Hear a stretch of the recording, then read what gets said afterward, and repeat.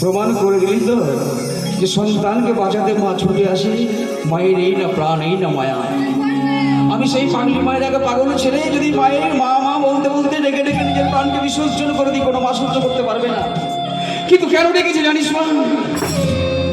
আমি যে এক ভুল পথ অতিক্রম করতে চলেছি, জেনে শুনে বড় ভুল পথ অতিক্রম করতে চলেছি। ভুলটা কি জানিস?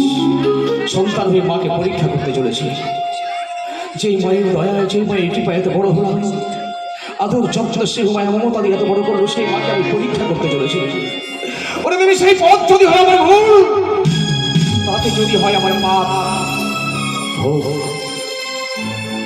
বল সন্তানের কাছে মা হয়ে পরীক্ষা দিতে পারবি তো? বাহ।